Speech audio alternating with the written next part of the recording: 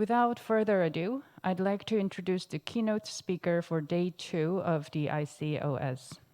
Ms. Shada Badii, Managing Director of Open Data Watch, has been an active member of the UN Secretary General's Advisory Group on Data Revolution, co-chairs the Sustainable Development Solutions Network, known as SDSN, and has played a key role in initiating the Global Partnership for Sustainable Development Data.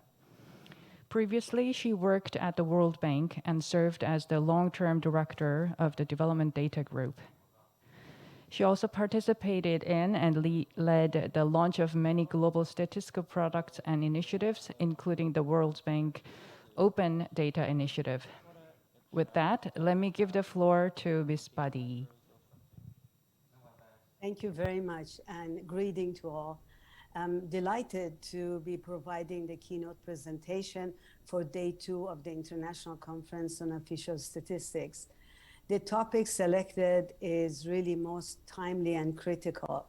In fact, looking back, I have the fondest memories from this conference in 2017, both because it was in person in Seoul, where we got to meet many partners, but also the topic, one close to my heart, on open data. That conference at that time provided a very frank and substantive discussions on open data, which we have systematically followed up since then. For today, in my presentation, my focus will be on building better statistical systems, learning from crisis, based on the work of my group, Open Data Watch, working with many close partners. I would like to share with you 6 lessons that we have learned that point to key vulnerability areas that countries face that affect them negatively during crisis and have to be mitigated or ways to mitigate and maybe even ease the negative effects. So let me go through those 6 lessons one by one. Lesson 1 is that crisis and emergencies due to conflict, natural disaster, and pandemics such as COVID-19 are on the rise, as we're all observing. Amid these hardships, people are born, get married, divorce, and die. So we need robust statistical and administrative systems to capture critical information. One of those critical systems is civil registration and vital statistics systems. Without robust CRVS systems, governments struggle to understand the scale of a crisis accurately and plan services and safeguard basic human rights. The reason for why we need better CRVS systems are clear, but we still see many poor functioning systems across the world. Many births still go unregistered, and even death, of course, as you've heard earlier, 40% worldwide are unregistered, and many other critical life events such as marriage and divorce. On the other hand, there are many successful examples and best practices of how a country overcomes all odds and gets back on track harnessing CRVS systems in conflict, emergencies, and fragile settings.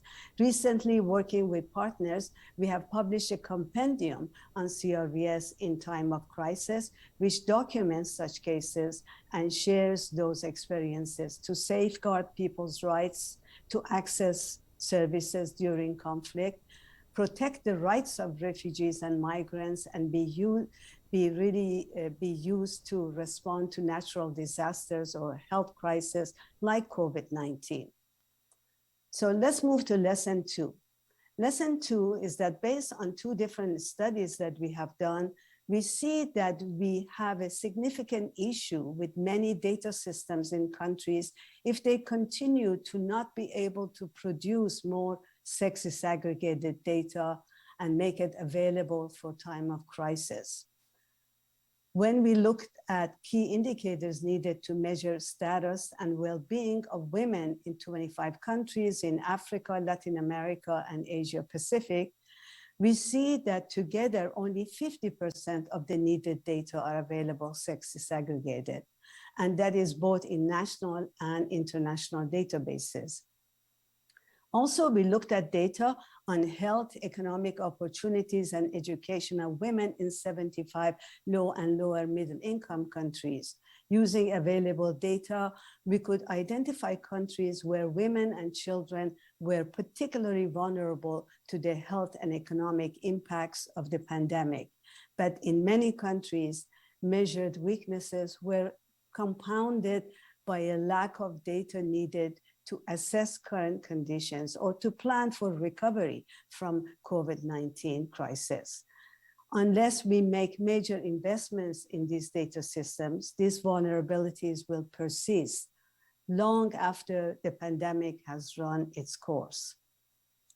Let's look at lesson 3. Here we see some good news. We see improvements in open data across the world and in all countries from high income to low income, as the figure on the left shows. Based on Open Data Watch's measure called ODIN, Open Data Inventory, which measures data availability and openness for 178 countries, and it's been doing this since 2015. Despite these open data improvements that we see, we still need improvements in the overall data dissemination practices. As we have seen, that demand for data during crisis rises, and it provides us a great opportunity to create value and use this increased demand for data. Our research shows that we all need to do better to consolidate many websites and make it easier for users to find data. In one of our studies, for example, we found that a country had 20 related websites, which of course you can imagine is very confusing for users. We also need to do better in allowing data interoperability, access to metadata, and overall put users at the center of our data dissemination strategy and measure use and collect feedback. In fact, we will be publishing more research material on this shortly based on a study by ODW and Paris 21. But I think this is a very important lesson on during time of crisis to be able to improve data access and availability. Let's move to lesson 4. Lesson 4. Being able to assess capacity and where a country is strong and where it needs more improvement is critical. The ultimate goal is, of course, to have all parts of the statistical systems working together, like foundational systems with administrative systems, with surveys and census, and other components of the national statistical system.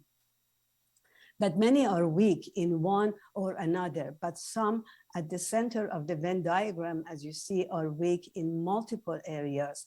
And some of these weaknesses have been persisting over many, many years. And one of the reasons is that we need to build sustainable systems from production all the way to dissemination and use. It's not good enough if data produced is of high quality and timely, but stays closed and is not disseminated, or even if is available, it's not really used. So this is a particularly important lesson for data to be valuable in time of crisis, such as COVID-19. So we are advocating for building capacity along the data value chain. Lesson 5. We need to all do better in planning and identifying collaborations and resources needed for better and more resilient statistical systems. We are not there yet on this.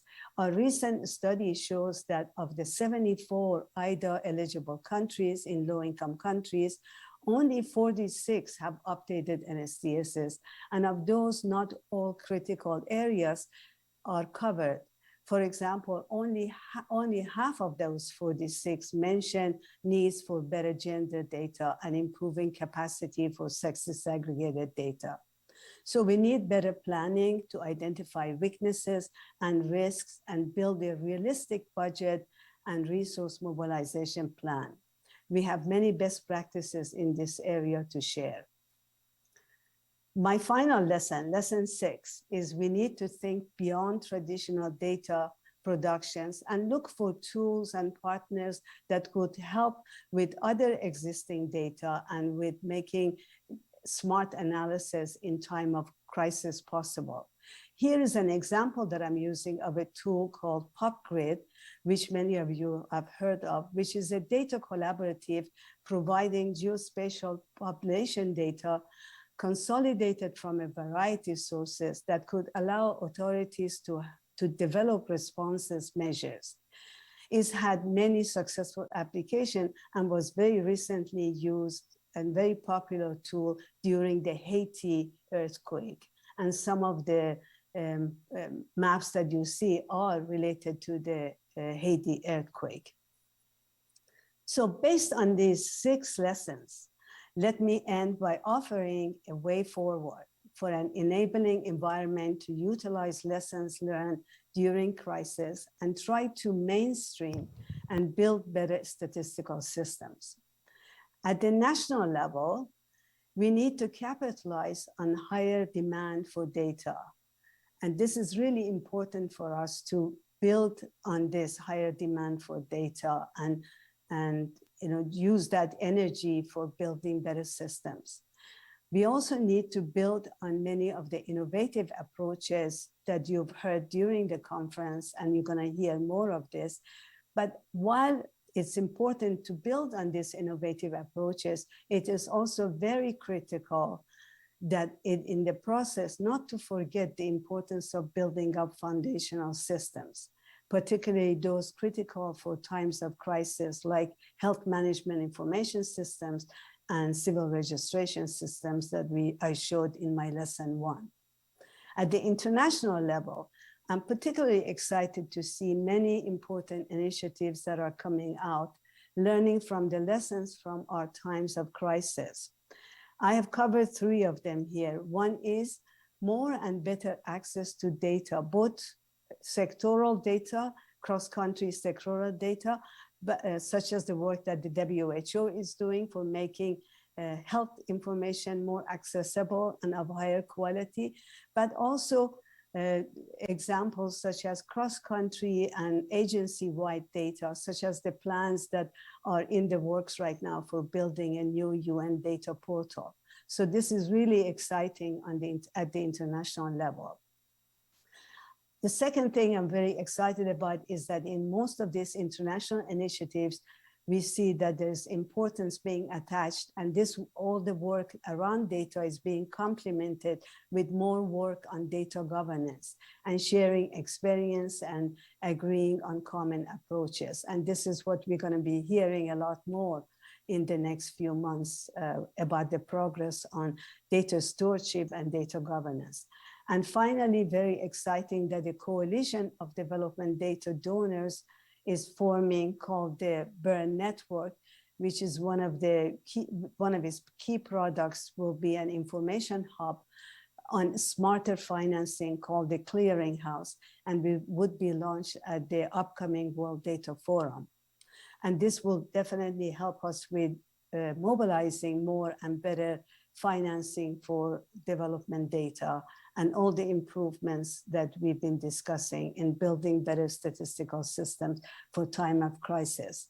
So together with the lessons we have learned and many that will be covered during the course of the conference, we will have a rich set of best practices to help us build better data systems.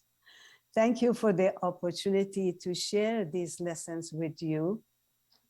And I look forward to participating in the sessions that follow, and really look forward to see you in person or in virtually at the World Data Forum in Bern in 32 days. Thank you.